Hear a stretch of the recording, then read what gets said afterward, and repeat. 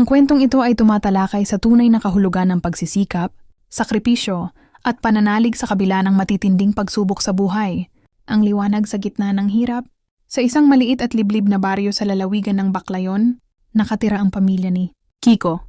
Si Kiko ay 12 taong gulang pa lamang nang maramdaman niya kung gaano kabigat ang pasanin ng buhay. Ang kanilang bahay ay gawa sa kawayan at dahon ng nipa na tuwing umuulan ay tumutulo ang tubig sa loob at tuwing humahangin ay tila yayanig sa lakas ng ihip. Ang kanyang ama ay si Mang Ben, isang mangingisda. Araw-araw bago pa sumikat ang araw ay nasa laot na ito, ngunit hindi laging masagana ang huli. May mga araw na walang dala at doon nila nararamdaman ang matinding gutom. Ang kanyang ina naman ay si Aling Nena na naglalaban ng damit ng ibang tao upang makadagdag sa kanilang kinikita. Madalas ay makita ni Kiko ang kanyang ina na nanginginig ang mga kamay dahil sa matagal na pagbabad sa tubig. Ngunit hindi ito nagrereklamo. "Anak," sabi ng kanyang ina habang pinupunasan ng pawis sa kanyang noo, "ang hirap na ating nararamdaman ngayon ay hindi habang buhay. Basta't magsisikap tayo at hindi tayo susuko, darating din ang araw na magbabago ang ating kapalaran."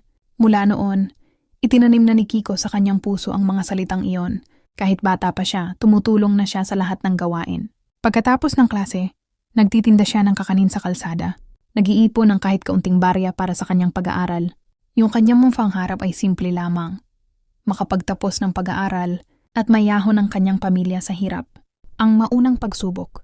Nang pumasok si Kiko sa high school, lalong tumindi ang hamon. Ang gastusin ay dumami, habang ang kinikita ng kanyang mga magulang ay nananatiling kakaunti. Dumating ang panahon na kinailangan niyang huminto muna sa pag-aaral. Hindi ito madali para sa kanya, umiiyak. Siya tuwing nakikita niya ang kanyang mga kaklase na pumapasok habang siya ay nagtatrabaho. "Bakit kailangang mangyari ito sa amin?" Tanong niya sa kanyang sarili habang naghahakot ng sako ng bigas sa palengke. Ang kanyang likod ay sumasakit. Ang kanyang mga kamay ay nagkapaltos, ngunit wala siyang ibang mapagpipilian. Isang araw, habang nagpapahinga sa ilalim ng puno, nakita niya ang kanyang lumang aklat na dala-dala pa rin niya. Binuksan niya ito, at ang mga nakasulat doon ay nagpaalala sa kanya ng kanyang pangarap. Huminto siya sa pag-iyak at nagsabing, "Hindi ito ang katapusan. Ito ay panandaliang pahinga lamang. Pabalik ako at magtatagumpay ako." Bukod sa pisikal na pagod, kinailangan din niyang harapin ang panghuhusga ng ibang tao. Sinasabi ng iba na wala na siyang pag-asa, na dahil mahirap sila ay mananatili na silang mahirap habang buhay.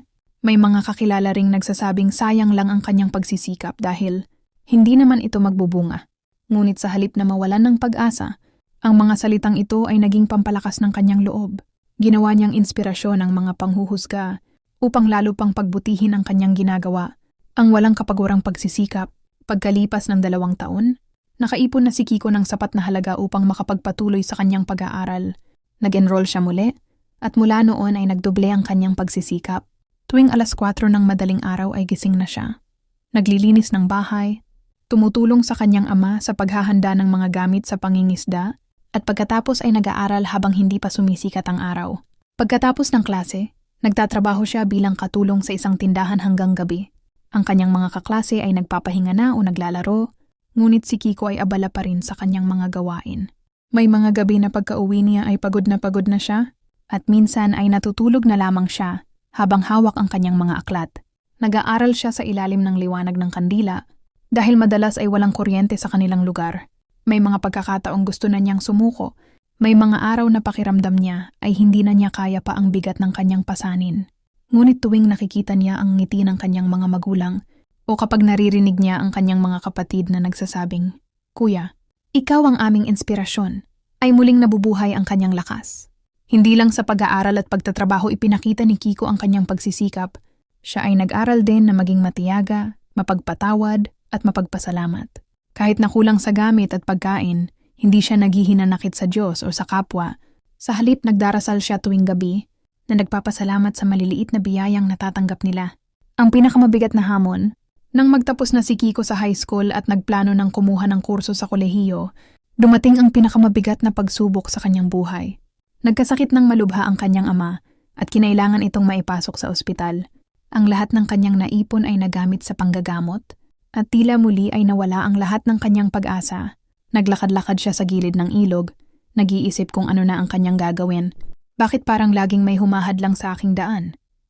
Tanong niya sa kanyang sarili habang tumutulo ang kanyang mga luha. Ginawa ko na ang lahat. Naghirap na ako. Ngunit bakit tila malayo pa rin ang aking mitiin? Habang nagmumuni-muni, nakita niya ang isang maliit na halaman na tumutubo sa gitna ng mga bato. Kahit walang sapat na lupa at tubig, ito ay patuloy na lumalago at namumukadkad. Doon ay naalala niya ang mga salita ng kanyang ina noon. Ang hirap ay hindi hadlang. Ito ay bahagi ng paghubog sa iyo upang maging matatag. Muli siyang bumangon. Naghanap siya ng mas maraming trabaho. Nagkarga ng paninda. Nagtayo ng maliliit na negosyo. At humingi ng tulong sa ilang mabubuting kaibigan at kamag-anak. Hindi siya nahiyang humingi ng tulong dahil alam niyang ginagamit niya ito para sa mabuting layunin. Sa tulong din ng ilang samahan na nagbibigay ng scholarship, naging posible na rin para sa kanya na magpatuloy sa pag-aaral. Sa kabila ng pagod at takot, hindi tumigil si Kiko. Nag-aral siya ng mabuti, nakakuha ng matataas na marka, at naging kilala bilang isang masipag at tapat na kabataan. Ang tagumpay at ang aral, pagkalipas ng 4 na taon, narating na ni Kiko ang kanyang inaasam. Siya ay nagtapos ng kolehiyo bilang cum laude at nakakuha ng magandang trabaho sa isang kilalang kumpanya sa syudad. Ang kanyang unang ginawa ay ipagamot ng lubusan ang kanyang ama, itinama ang kanilang tahanan, at binigyan ng magandang kinabukasan ang kanyang mga kapatid. Hindi tumigil ang kanyang pag-unlad. Sa pamamagitan ng kanyang kasipagan at talino, siya ay umasenso hanggang sa siya ay makapagpatayo ng sariling negosyo.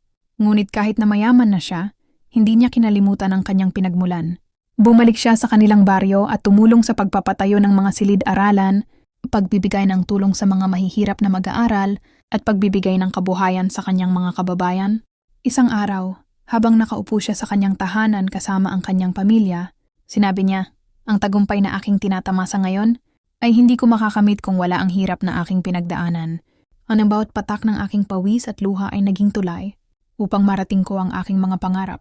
Ang hirap ay hindi hadlang sa ating pag-asenso. Ito ay nagsisilbing pagsubok kung gaano tayo katatag at kung gaano natin kagusto ang ating mga hangarin." Ang kwento ni Kiko ay nagpapatunay na ang tunay na tagumpay ay hindi dumarating sa mga taong naghihintay lamang, kundi sa mga taong handang maghirap, magtiis, at magsumikap ng walang hanggan. Ang liwanag ay laging dumarating sa mga taong hindi nawawala ng pag-asa sa gitna ng kadiliman.